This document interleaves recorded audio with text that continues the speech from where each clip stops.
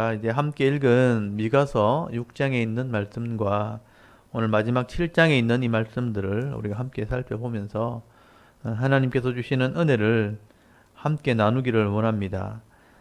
먼저 우리 미가서 6장을 보시면요. 여러분, 미가서 6장에 이제까지 미가 선지자의 핵심 메시지가 기록이 되어 있습니다.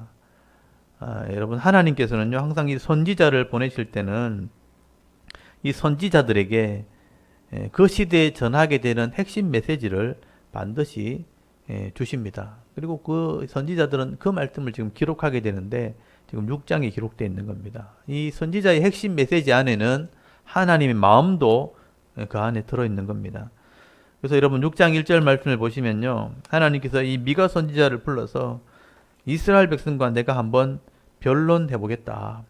한번 따져보자 이렇게 말씀을 합니다. 여기 변론한다는 말이 서로 논쟁한다 또는 이렇게 말다툼한다 라는 뜻입니다. 하나님과 이스라엘 백성 간에 누가 과연 옳은지 누가 잘못했는지 한번 따져보자는 거예요. 하나님이 하도 답답하니까 하나님 입장에서는요 말을 하도 안 들으니까 하나님께서 직접 내가 가서 너희들과 한번 만나서 한번 따져볼게 이렇게 말씀하시는 거예요. 하나님께서는 재앙을 내려도 이스라엘 백성이 눈 하나 깜짝하지 않고요. 선지자를 보내도 하나님 말씀을 들으려고 하지 않기 때문에 하나님께서 직접 한번 따지자는 거예요. 마치 이스라엘 백성이 사춘기 애 같아요.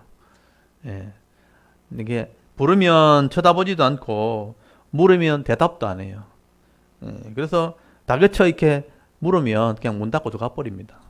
들으려고 하지 않는 거예요. 그래서 한나라를 붙들어 놓고 앉혀놓고 그러면 내가 뭘 잘못인지 한번 따져보자 이렇게 하는 거예요. 한번 얘기해보자는 거예요. 그런 분위기에서 지금 미가 선지자를 보낸 겁니다. 여러분 6장 1절 2절 한번 보세요. 너희는 여호와의 말씀을 들을지어다. 너는 일어나서 산을 향하여 변론하여 작은 산들이 네 목소리를 듣게 하라 하셨나니 너희는 산들과 땅의 견고한 지대들아 너희 산들과 땅의 견고한 지대들아 너희는 여호와의 변론을 들으라. 여호와께서 자기 백성과 변론하시며 이스라엘과 변론하실 것이라. 산들을 불러놓고 내가 이스라엘과 얘기할 때 한번 들어보라는 거예요. 누가 옳은지 한번 들어봐라. 이렇게 하나님께서 먼저 이스라엘 백성들을 찾아가셔서 이 선지자를 보내가지고 변론하자 이렇게 말하는 걸 보면서 여러분 우리도 때로는 변론이 필요하다는 것을 여러분 아셔야 됩니다. 사람들끼리 뭐가 안 맞아요. 뭐가 안 맞고 관계가 틀어지고 문제가 생기면요. 한번 따져볼 줄 또 알아야 되는 거예요. 서로 통하지 않아요. 그래서 문제가 생길 때는 반드시 이유가 있고 그 원인이 있는 겁니다. 그렇다면 왜 이렇게 되었는지, 내가 왜 화가 났는지, 왜 이렇게 잘 안 되는지, 왜 이렇게 짜증이 자꾸 나는지 한번 문제를 한번 찾아보자. 질문도 해봐야 되는 거예요. 그게 신앙입니다, 사실은요. 뭐가 문제가 생겼을 때, 인생에 문제가 생길 때 분명히 하나님이 아실 텐데 왜 안 될까? 그러면 그걸 답을 찾으려고 하는 게 신앙이에요. 그래서 하나님이 한번 따져보자는 거죠. 하나님도 이스라엘 백성이 따져보자는 겁니다.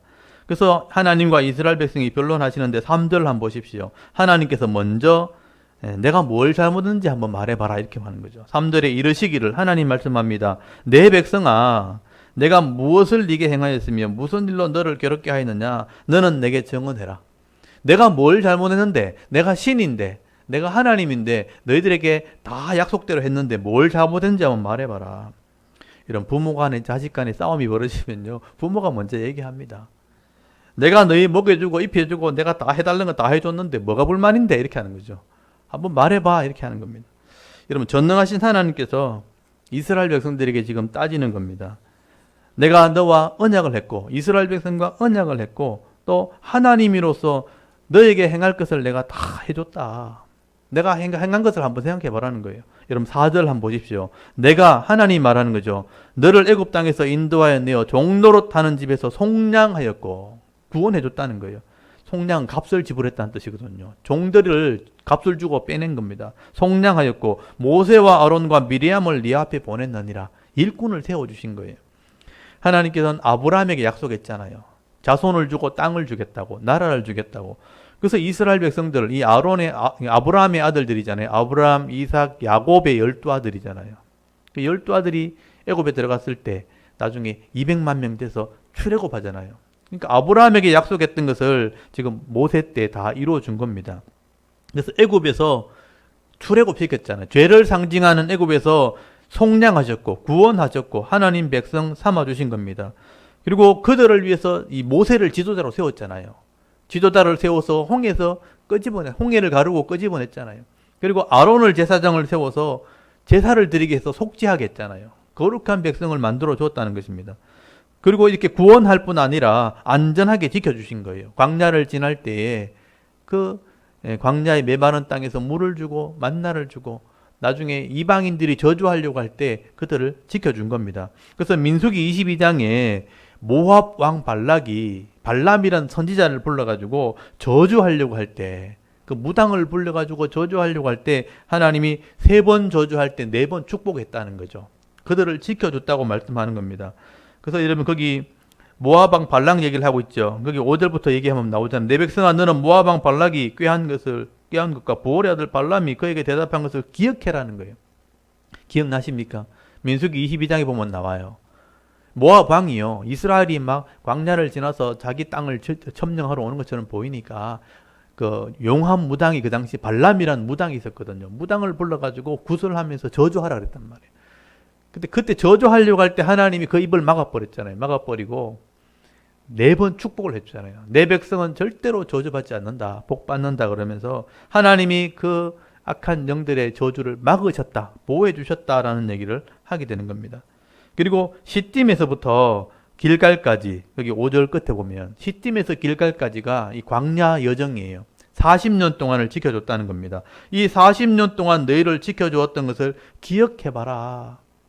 목마르면 반석을 쪼개서 물을 주고, 배고프면 만나를 내려줘서 음식을 주고, 추울 때는 불기둥으로, 더울 때는 구름기둥으로, 불기둥 구름기둥으로 그들을 지켜주고 보호해주고, 결국 가나안 땅의 기업까지 그들에게 주신 분이 하나님입니다. 여러분, 이스라엘 백성들이 광야에서 하나님 때문에 원망하기도 하고 불평하고 배반할 때 하나님께서는요, 이스라엘 백성을 버리지 않았어요. 그래서 끝까지 보호해 주시고, 모세가 기도하면 들어주시고, 그래서 가나안 땅까지 이끌어 가신 겁니다. 그래서 약속대로 진짜 기업을 나눠준 거예요. 제비 뽑아가지고 12지파에게 그 땅을 약속대로 다 준 겁니다. 그게 천국을 상징하는 거죠. 이게 하나님의 공의라는 거죠. 공의라는 게 약속을 지켰다는 겁니다. 그러니 이 미가 선지자가 볼 때 하나님께서는요, 약속하신 것을 그대로 다 지키셨고, 구원하셨고, 보호해 주셨고, 기업의 복을 주셨고, 부족하지 않도록 은혜를 베풀어 주신 게 맞는 거예요. 역사에 그게 다 기록이 된 거예요. 기록이 돼 있는 거예요. 근데 이스라엘 백성은요, 가나안 땅에 들어가서 그 하나님의 은혜를 다 잊어버린 겁니다. 그 한 세대, 두 세대 지나가면서 하나님 말씀을 안 가르치니까 하나님이 주신 은혜를 다 까먹어버리고 하나님 주신 은혜와 복을 가지고 우상을 섬기기 시작한 거예요. 눈에 보이는 신을 섬긴 겁니다. 이방 사람들이 세워놓은 신당이나 우상을 갖다 놓고 거기 가서 절하기도 하고, 또 하나님의 주시는 이 거룩한 몸을 가지고 범죄하기 시작한 거죠. 엄난의 죄를 짓기 시작한 겁니다. 그래서 이 미가 선지자가 볼 때는요, 객관적으로 봐도 아무리 생각해봐도 하나님이 은혜를 다 베풀어 주었음에도 불구하고 백성들이 죄를 지은 겁니다. 이스라엘 백성이 잘못한 거예요. 잘한 게 하나도 없는 거예요. 그래서 미가 선지자가 거기 5절까지 하나님 말씀하시고 난 뒤에 단락이 나눠주면서 6절에 이 미가 선지자의 말이 나오잖아요. 미가 선지자가 중간에 이 말을 전하다가 아무리 생각해도 이스라엘 백성이 잘못한 거예요. 그래서 미가 선지자가 하도 하나님한테 죄송해가지고, 하나님, 내가 하나님의 은혜를, 하나님의 사랑을 알게 되었는데 내가 그럼 어떻게 했으면 좋겠습니까? 이렇게 말하는 게 나옵니다. 나라도 하나님께 좀 감사해야 되겠구나. 나라도 하나님께 뭘 예배로 또 예물로 드릴까? 한번 보십시오. 내가 송아지를 제물로 드릴까? 그러면 기뻐하실까? 천천의 순양의 만만의 강물 같은 기름을 드리면 하나님께서 기뻐하실까? 내 허물을 위해서 맏아들을 바칠까? 내 이 영혼의 죄 때문에 내가 자식을 바칠까? 이러면 하나님이 무엇을 드리면 하나님 마음이 풀릴까? 하나님이 기뻐하실까? 하나님 마음을 알고 나니까 이 미가 선지자가 너무 죄송하다는 겁니다. 그게 여러분 6절부터 나오는 말씀이에요. 6절에 한번 보십시오. 내가 무엇을 가지고 요 앞에 나가며 높으신 하나님께 경배할까? 내가 번제물로 1년 된 송아지를 가지고 그 앞에 나갈까? 여호와께서 천천의 순양이나 만만의 강물 같은 기름을 기뻐하실까? 내 허물을 위하여 내 맏아들을, 내 영혼의 죄로 말미암아 내 몸에 열매를 드릴까? 사람아 주께서 선한 것이 무엇임을 내게 보이셨나니 여호와께서 내게 구하는 것은 오직 정의를 행하며 인자를 사랑하며 겸손하게 네 하나님과 함께 행하는 것이 아니냐 이렇게 말씀하죠. 이 미가 선지자가요, 하나님께 내가 무슨 예물을 드리면 하나님 기뻐하실까? 내가 허물이 있고 죄가 있으니까 어떻게 하면 나를 용서하실까라고 예배하니까 하나님이 이걸 깨닫게 하셨다는 거예요. 내가 무슨 재물을 바칠까? 내 자식을 그냥 바쳐버릴까? 뭐 어떻게 하면 하나님 기뻐하실까 하니까 하나님께서 하나님 마음을 가르쳐 주신 거예요. 하나님께서는 뭐 거창하고 화려한 그런 형식적인 예배를 기뻐하는 것이 아니라는 것입니다. 하나님께서는요, 하나님 마음을 좀 알아주길 바란다는 거죠. 우리 부모님들이 부모의 마음을 자식이 알아주길 바라는 것처럼 하나님이 내 마음을 알아주길 바란다. 그래서 하나님께서 내게 구하신 것이라 있다는 거죠. 한번 보십시오. 여기 8절 한번 보십시오. 사람아, 여러분들에게 하는 말이에요. 주께서 선한 것이 무엇인지 내게 보이셨다는 거죠. 여호와께서 내게 구하는 것은, 이 말은 하나님 마음이에요. 하나님 마음은 이걸 원한다는 거예요. 뭘 원하느냐? 하나님께서는 말씀대로 살아가는 삶을 그렇게 원하신다는 것입니다. 하나님께서 구하시는 것은 정의를 행하는 것이다. 정의라는 게 뭐냐면요, 옳은 것을 말하는데 이게 하나님 말씀을 얘기하는 거죠. 하나님께서 내게 원하시는 것은 정의로운 삶을 원하는 것이다. 말씀대로 살아가는 삶을 원하는 것이다. 그리고 인자를 사랑하며, 인자가 사람의 아들이라는 뜻이거든요. 그러니까 내 이웃을 사랑할 줄 알고, 그리고 겸손하게 하나님과 함께 행하는 것이 아니냐. 겸손한 게 뭐냐면 엎드리는 거예요. 겸손함. 그러니까 내가 잘못했을 때 내 부족함을 인정하고 회개하는 것을 얘기하는 겁니다. 회개하면서 하나님과 함께 하는 것. 순간순간 하나님과 동행하는 삶을 살아가는 것. 하나님 그걸 기뻐하신다라고 말씀을 하게 되는 겁니다. 그래서 하나님께서 원하시는 게 뭐냐면요, 하나님 말씀대로 살아가는 삶을 원하시는 거예요. 그냥 형식적으로 한번 예배 드리고 와서 예배 드린 것으로 끝내는 걸 그냥 기뻐하는 게 아니고, 내 하나님을 기억하면서 늘 살아가는 그 삶을 기뻐하신다. 예배도 중요하지만 예배보다 더 중요한 것은 평소의 삶인 거예요. 평소의 삶 속에서 정의를 행할 줄 알고, 사람을 좀 사랑할 줄 알고, 그리고 겸손하게 엎드려서 회개하면서 하나님과 동행하는 삶을 살아가는 것을 원하신다. 그게 하나님의 마음이라는 것입니다. 그래서 이것을 구약의 선지자의 말 중에 황금률이라고 그래요. 황금률. 변하지 않는 말씀. 이 말씀은 오늘도 변하지 않는 거죠. 황금률이란 것은 시대가 변해도 이렇게 변하지 않는 것을 황금률. 동일한 법칙을 황금률이라고 그래요. 그래서 정의를 행하고 인자를 사랑하고 겸손히 하나님과 동행하는 것은 구약의 황금률입니다. 신약에도 황금률이 있어요. 예수님께서도 신약의 황금률을 말씀하셨는데, 남에게 대접받기를 원하는 자는 먼저 대접하는 자가 되라. 이게 율법이고 선지자라. 이거는 시대가 변해도 변하지 않는 법칙이에요. 남에게 대접받으려면요, 먼저 대접하라는 거예요. 그게 신약의 황금률입니다. 하나님께서 이렇게 이 미가 선지자를 통해서 하신 말씀은요, 변하지 않는 하나님 말씀이에요. 정의를 행하고 이웃을 사랑하고 회개함으로 하나님과 동행하면 반드시 복을 받게 되어진다. 이건 구약의 황금률이다. 변하지 않는 말씀이죠. 이 미가 선지자가 하나님 말씀을 깨닫고 믿음으로 나갈 때 하나님의 깊은 이 마음들을 깨닫게 하실 거죠. 그것을 알게 되었다라고 말씀을 하게 되는 겁니다. 근데 보십시오. 오늘 6장 9절부터 또 단락이 나눠지죠. 이 미가 선지자가 깨닫고 이 하나님 말씀을 전하는데도 여러분, 이스라엘 백성들은요, 이런 하나님 마음을 그 당시에는 이해하지 못했습니다. 하나님 마음을 모르니까 바른 삶을 살 수가 없는 겁니다. 도리어 그냥 열심히 종교 생활만 하는 거예요. 그래서 그 삶을 보면 매를 맞는 삶이 되어버렸다. 잘못하니까, 옳은 길을 안 가니까 하나님께 매를 맞는 삶인 거예요. 여러분 10절 한번 보십시오. 9절부터 읽어볼까요? 9절에 보면 여호와께서 성읍을 향하여 외쳐 부르시나니 지혜는 주의 이름을 경외함이니라. 삶의 지혜가 뭐냐? 주의 이름을 경외하는 것이라. 너희는 매가 예비되었나니 그것을 정하신 이가 누구인지 들을지니라. 그러니까 이들의 삶이 잘못됐고 삐뚤어져 있으니까 항상 매가 준비되어 있는 거예요. 우리 애들 잘못하면 매 가져와 그러잖아요. 그러니까 매가 준비되어 있다. 그래서 어떤 삶을 살았기에 이런 매가 준비되어 있는가? 10절부터 보십시오. 악인의 집에 아직도 불의한 재물이 있느냐? 축소시킨 가증한 에바가 있느냐? 내가 만일 부정한 저울을 썼거나 그 주머니에 거짓 저울줄을 두었으면 깨끗하겠느냐? 여러분 여기 보시면 정의를 행해야 될 이스라엘 백성들이요. 여기 보면 불의한 재물, 남에게 도둑질하거나 사기쳐서 가진 돈이 가득 차 있다는 거죠. 축소시키고 또 가증한 에바가 있다는 뭐냐면 저울을 속이는 거예요. 장사할 때 저울을 속여서 돈을 번 사람들이 그 거짓 추의가 가득하다는 거예요. 주머니 속에 거짓 추를 두고 보여줄 때는 정상적인 추를 보여줘 놓고 주머니 거짓 추를 숨겨놨다가 실제 팔 때는 그걸 바꿔서 파는 거예요.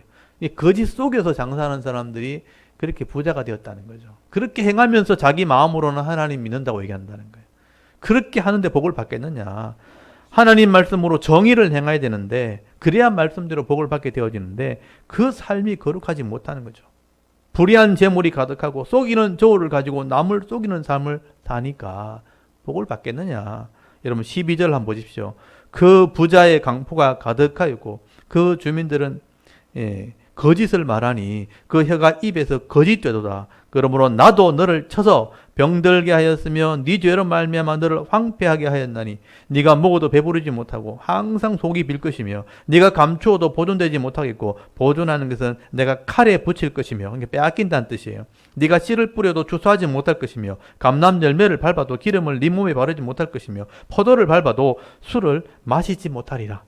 거짓으로 속여서 빼앗는 것은 결국 다 잃어버리게 된다는 뜻이에요. 이게 역사 가운데 그대로 이루어집니다.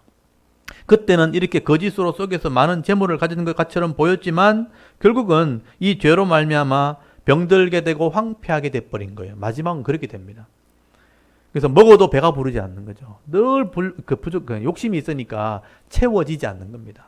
가져도 부족한 거예요. 그러니까 늘 배고프고 늘 갈급하고 감추어 놓은데 저금해놨는데 가보면 다 날아가고 없어요 또. 다 빼앗기고 칼에 붙여진다 그랬으니까 내가 뿌리는데 내가 못 거둬요. 내가 농사를 지었는데 내가 못 먹어요. 감람 열매를 내가 밟아서 내가 기름을 짰는데 내가 못 발라요. 내가 못 써요. 다 빼앗기고 다 없어지고 한다는 거죠. 이 악을 행하는 자들은 이렇게 된다는 겁니다. 이렇게 부자들이 강포를 행하고 악을 행할 때 결국은 배부르지 못하고 병들고 빼앗기게 될 것이라. 그리고 수고한 대로 누리지 못하는 인생이 될 것이다 라고 말씀을 합니다. 많은 사람들이 이렇게 살다 보니까 이게 당연한 것처럼 돼버린 거예요. 여러분 16절 한번 보십시오. 그들이 어떻게 했는가? 너희가 오므리의 율례와 아합의 집의 모든 예법을 지키고 그들의 전통을 따르니 너희를 황폐하게 하며 그의 주민을 사람의 조속거리로 만들리라. 너희가 내 백성의 욕을 담당하리라. 욕먹은 삶을 살게 될 것이라. 그렇게 말씀을 합니다. 이 사람들이 오므리의 율례가 나오죠. 오므리가 누군지 아십니까? 아합의 아버지예요. 이 오므리가 시므리를 죽이고 왕권을 빼앗아 가지고 왕이 된 사람이에요. 그리고 그 아들 아합이 우상을 섬긴 사람이에요. 이 아합이 무당의 딸을 데려서 결혼했어요. 그래서 이세벨이라는 그 엘바앗이라는 우상의 딸을 데리고 와서 결혼해 가지고 바알 신을 섬기고 아세라 신을 섬겨요. 결혼할 때 이 사람이 두로와 시돈 사람인데 우상을 들고 왕궁에 들어가지고 신상을 세운 사람이 아합의 부인입니다. 그 법을 따라갔다는 것은 뭐냐면 이 왕비가 우상을 섬기니까 그게 예법이 돼버린 거죠. 백성들이 다 그 왕을 따라서 우상을 섬겼어요. 그게 오므리의 율례와 아합의 예법이 된 겁니다. 하나님의 법을 지켜야 될 사람, 그러니까 정의와 공의를 지켜야 될 사람이 우상을 섬기면서 엄란한 삶을 사는 백성으로 바뀐 거예요. 하나님의 법을 버리고 오므리의 율례와 아합의 법을 전통으로 삼고 살아가는 백성이 되었다. 우상과 엄란하게 사니까 돈이 필요하니까 악을 행하게 되고 잘 사는 사람들 따라가려고 하니까 또 거짓을 행하는 그런 삶을 따라가게 된 거예요. 그래서 이 사람들이 결국은 조속거리, 웃음거리가 될 것이다. 그래서 부끄러움을 당하게 될 것이고 수욕을 담당한다는 말, 욕 얻어먹는 삶을 살게 될 것이다. 그렇게 말하는 거예요. 그래서 제가 지난번에 얘기했잖아요. 이 사람들이 살았던 왕궁이 지금은 폐허가 되어 있다고. 그래서 거기 지금은 아랍 사람들이 살기 때문에 거기는 완전히 그냥 흙더미, 쓰레기더미로 덮여 있습니다. 이 사람이 살았던 왕궁은 지금 폐허처럼 되어버린 거예요. 아무도 알아주지 않는 그런 폐허가 되어버린 것이죠. 그래서 왜 이렇게 되었는지를 한번 생각해보라. 이런 미가 선지자는요, 이스라엘 백성들이 애굽에서 이 죄에서 건져내신 그 하나님의 은혜를 잊어버리고요. 이 하나님의 말씀, 이 언약의 말씀을 가르치지 않게 될 때 이런 죄악의 길을 가게 되었다는 것입니다. 근데 여러분 하나님의 율법이라는 것, 하나님 법이 뭐 특별한 게 아니잖아요. 하나님을 사랑하고 이웃을 사랑하는 그 삶인 겁니다. 그 삶을 살아야 되는데 세상의 법을 따라가다 보니까 이런 삶이 돼버린 것이죠. 그래서 오늘 미가 선지자 핵심 메시지 다시 한번 생각해 보십시오. 6장 8절 말씀. 이 하나님의 법의 핵심이 바로 그거예요. 6장 8절. 사람아, 주께서 선하신 것이 무엇임을 내게 보이셨나니 여호와께서 네게 구하시는 것은 오직 정의를 행하고 말씀을 행하고 인자를 사랑하고 사람을 사랑하고 또 회개함으로 겸손하게 네 하나님과 행하는 것이 아니냐. 이런 삶을 살아야 될 것을 말씀하게 되는 것입니다. 여러분, 이 미가 선지자가 이 말씀을 외친 지 지금 2600년이 지났어요. 지금 시간이 그만큼 많이 지났지만 이 말씀은 변하지 않습니다. 지금도 그대로 이루어지게 되는 것입니다. 오늘도 누구든지 이 미가 선지자의 말씀을 듣고 깨닫고 공의를 행하고 인자를 사랑하고 겸손히 하나님과 동행하는 삶을 살아간다면 오늘 이 시대도요, 이 말씀에 있는 복을 받도록 되어 있는 것입니다. 근데 그렇지 않고 내 욕심대로 살아간다면 이 미가 시대하고 똑같은 수욕을 당하는 거, 욕을 먹고 사는 인생이 되어버리는 것입니다. 여러분, 오늘도 이 말씀을 지금 기록해 놓은 것은 이 하나님 말씀을 잘 읽고 그것을 하나님 마음을 이해해서 내 삶 속에 이 하나님 말씀을 깨달아 순종하는 자가 되라는 것입니다. 정의를 행하고 또 세상에 이 인자, 사람들을 사랑할 줄 알고 그리고 부족함을 깨닫고 늘 겸손히 회개하는 삶을 살아갈 때, 하나님이 나와 함께하는 삶을 살아갈 때 하나님께서 나를 지키시고 보호해 주시고 이런 복을 주는 삶을 살 수 있다고 약속을 하고 있는 것이죠. 오늘 저와 여러분들 이 말씀을 듣는 분들이 여러분 삶을 이렇게 돌아보시면서 과연 나는 세상의 법을 따라가고 있는지 아니면 하나님 법을 깨닫고 이 말씀대로 살아가고 있는지를 한번 돌아보시길 바랍니다. 오늘 이 시간에, 오늘 이 저녁에 12월 1일 날, 원래 이제 남은 한 달을 시작하는 날이잖아요. 자신의 삶을 돌아보시면서 오늘도 이 말씀 따라 순종할 때 하나님이 예비해 놓으신 이 하나님 나라 복을 다 받아 누릴 수 있는 그런 믿음 있는 그런 신앙인들이 다 되실 수 있기를 간절히 소원합니다. 그리고 이런 7장을 이렇게 마지막으로 좀 살펴보면요. 이 미가서 7장에는 이 말씀을 들었던 그 당시에 이스라엘 백성들 또 예루살렘의 멸망에 대한 예언이 기록되어 있습니다. 그리고 미가 선지자의 마지막 기도가 여기 기록되어 있습니다. 아까 6장에서는 핵심 메시지가 기록됐다 그랬죠. 6장은 미가 전체 핵심 메시지, 정의를 행하고 인자를 사랑하고 겸손히 하나님과 동행하는 삶을 살아야 될 것을 말씀하게 되죠. 근데 그 당시에 이스라엘 백성의 통치자들과 이런 영적인 지도자들과 또 백성들까지 이 하나님의 뜻을 깨닫지 못했고요. 또 하나님의 말씀을 행하지도 못한 겁니다. 그래서 아까 말했던 것처럼 아합의 율례, 오므리의 이 법을 따라가서 그것을 전통으로 삼고 우상을 섬기고 엄행하는 삶, 또 악과 거짓과 속임수로 살아가는 그런 삶을 살아가게 되는 것이죠. 그래서 결국 북쪽은 아수르에 의해서 또 남쪽은 바벨론에 의해서 멸망을 받게 됩니다. 그래서 오늘 7장에 그 예언이 기록된 겁니다. 그래서 여러분 7장 1절부터 보시면요, 재앙이란 말이 나오잖아요. 재앙이다. 이제 말씀은 다 전했고 더 이상 안 들으면 이제 재앙이다 이렇게 말하는 거예요. 재앙이로다 그렇게 시작하죠. 하나님 말씀을 6장에서 그렇게 설명했고 가르쳤는데도 이스라엘 백성이 전혀 마음에 깨닫지도 못하고 변화되지 않는다면 결국은 심판밖에 없는 것입니다. 그래서 이스라엘 백성들이요, 그들의 삶을 비교해 보면 여름에 포도 딴 후에 메마른 밭 같다. 열매를 다 따고 나면 말라 비틀어진 그 조그만 열매들이 달려있는 것처럼 메마른 밭같이 되었고, 이듬해 봄이 되어도 이 무화과 나무 익은 열매가 없게 되는 그런 황폐한 밭이 되었다. 시간이 지나도 삶이 전혀 변하지 않는다는 겁니다. 그래서 1절 한번 보십시오. 재앙이로다 나여 나는 여름 과일을 딴 후 포도를 거둔 후 같아서 먹을 포도송이가 없으며 내 마음에 사모하는 처음 익은 무화과가 없도다. 그러니까 열매를 따야 되는데 다 말라 비틀어져 가지고 열매 없는 그 밭과처럼 돼버린 거예요. 그 2절에 보시면요, 경건한 자가 그나마 경건하다고 하는 자가 세상에 끊어졌대요. 끊어지고 정직한 자가 사람들 가운데 없어요. 없도다. 무리가 다 피를 흘리고 매복하며 각기 거물로 형제를 잡으려 하고 서로 숨어가지고 남의 걸 뺏어 먹으려고 막 숨어 있는 거예요. 서로 뺏으려고 막 이렇게 한다는 거예요. 거물을 설치해놓고 걸리면 자빠지면 훔쳐가려고 그렇게 사람들이 살아간다는 거죠. 거물로 형제를 잡으려고 수손으로 악을 부지런히 행하는도다.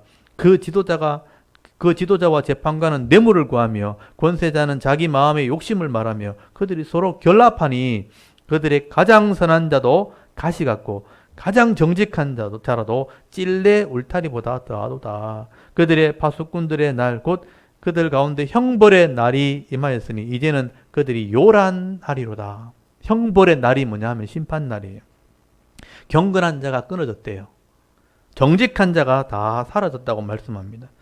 지도자들은요, 두 손에 악을 부지런히 행한다고 되어 있죠. 악을 부지런히 행해요. 또한 이 재판관들은요, 뇌물을 구하고 권세자들은 욕심대로 행함으로 백성들을 괴롭히는 시대, 결국 심판을 받게 된다고 말씀을 하게 되는 것입니다. 이런 백성들이 다 이렇게 악한 길을 달려가니 누구 하나 선하다고 말할 사람이 아무도 없어요.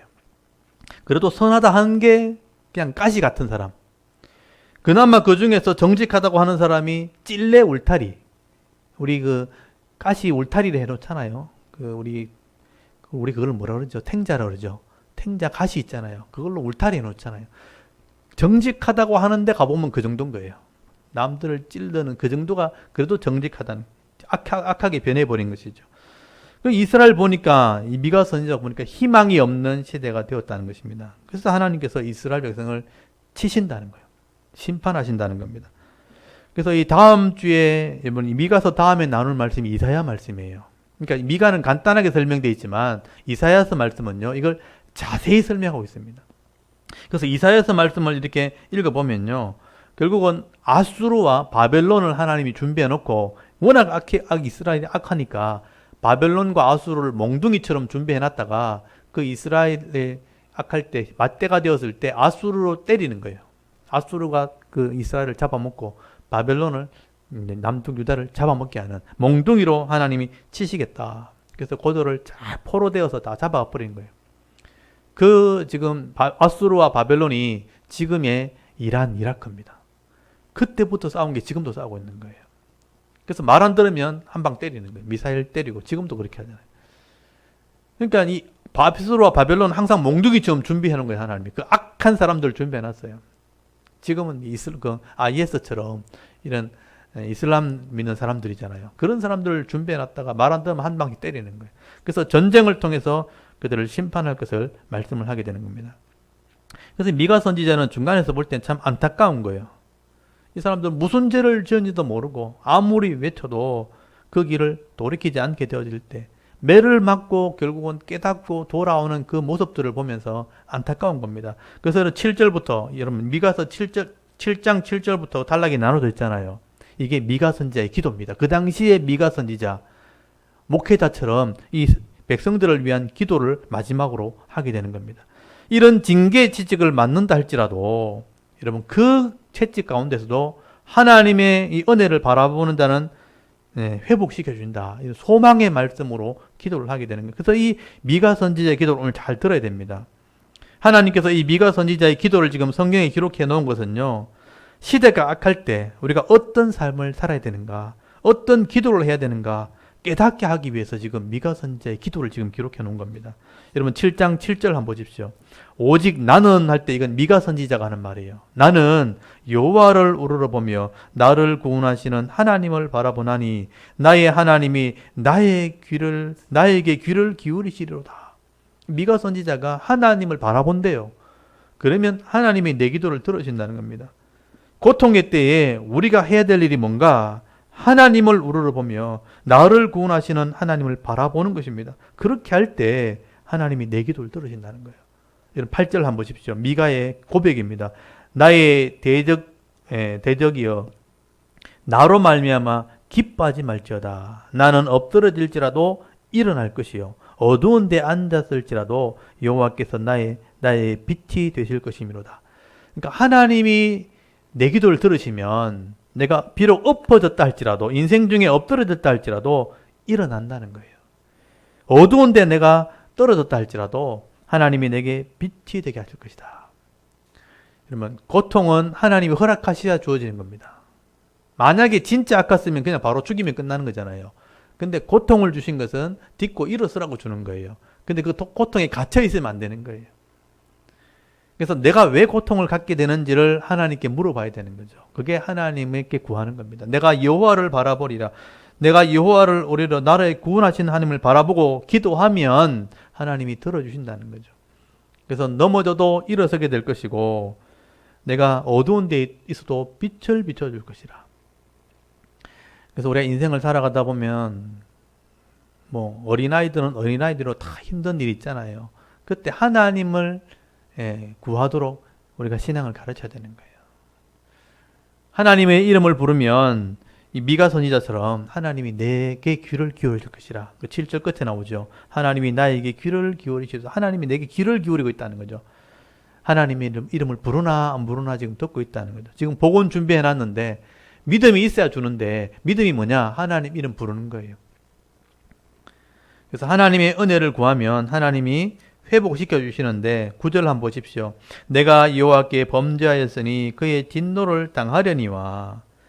죄를 지었으니 매는 맞죠. 그러나 마침내 주께서 나를 위하여 논쟁하시고 심판하시며 주께서 나를 인도하사 광명에 이르게 하시리니 내가 그의 공의를 보리라. 잘못된 건 매를 맞으면 돼요. 그렇지만 하나님의 은혜를 잊어버리지 않는다면 주께서 나를 위해서 논쟁해 주시고 나를 위해서 심판해 주시고 나를 인도하셔서 광명으로 인도하실 것이라. 이게 미가 선지자의 기도입니다. 여러분 하나님의 은혜를 바라보면 하나님의 이런 은혜를 누리게 되는가, 빛을 보게 된다는 말씀을 하게 되는 것입니다. 그래서 하나님께서는요, 하나님의 이름으로 기도하는 자를 위해서 일하신다는 것입니다.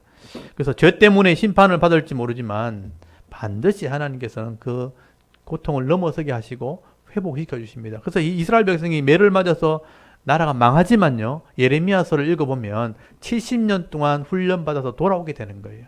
돌아와서 회복시키시는 은혜가 있다. 죄를 지었으니 고통은 매를 맞지만 돌아와서 회복시켜 줄 것이라. 그래서 그 믿음으로 잡혀갔다가 돌아오는 사람을 성경은 남은 자라고 표현하는 거죠. 그 무리 중에 남아있는 사람. 그 남은 자의 이 기도를 하나님이 들어주시는 겁니다. 그래서 여러분 12절 한번 보십시오. 12절에 보시면 돌아오게 하는 날이 있다는 거죠. 아수르에서 애굽까지, 애굽에서 강까지, 이 바다에서 저 바다까지, 이 산에서 저 산까지 자기 백성을 돌아오게 하신다라고 말씀을 하게 됩니다. 그래서 미가 선지자는요, 마지막으로 하나님을 찬양하게 되죠. 이렇게 돌아오게 하신 하나님이 은혜롭다는 것입니다. 그래서 남은 자, 이 믿음 있는 자의 기도를 들으시고 그 남은 자를 통해서 하나님의 나라를 이루실 그 하나님을 찬송하게 되는 내용이 나오게 되는 것입니다. 여러분, 이 미가 선지자의 이름의 뜻이 뭐냐면 여호와 같은 자 누구인가? 여호와 같은 신이 어디 있는가? 이런 뜻이에요. 하나님이 잘못된 건 때리시지만 진정으로 회개하고 기도하는 사람들, 남은 자들에게는요, 반드시 돌아오게 하시고 회복시켜 주신다. 이런 신이 어디 있는가? 이런 뜻입니다. 그래서 하나님께서는 죄는 심판하시지만 믿음 있는 자는 인애와 사랑으로 갚아주신다. 그래서 18절부터 여기 마지막 20절까지가 이 미가 선지자의 그 찬양이라고 할 수 있습니다. 그래서 미가 선지자가 노래하는 이 하나님에 대한 소개를 하고 있는데요. 우리 같이 한번 읽어보십시다. 이거는 같이 한번 읽어봤으면 좋겠습니다. 7장 18절부터 20절까지 거기도 단락이 나눠져 있죠. 저기 주와 같은 신이 어디 있으랴, 이게 미가 선지자 이름의 뜻이에요. 그래서 18절부터 20절까지를 같이 한번 읽어보겠습니다. 시작.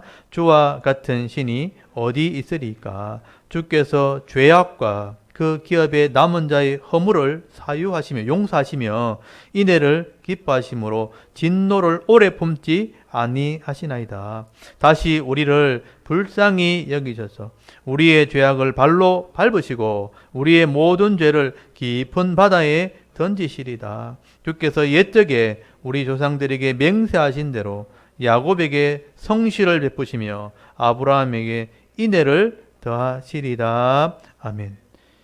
이런 하나님이 어디 있는가라고 말하면서 주께서 죄악과 그 기업의 남은 자의 허물을 우리 죄를 사유한다만 용서해 주시고 이내 사랑을 기뻐하심으로 진노를 오래 품지 않는다.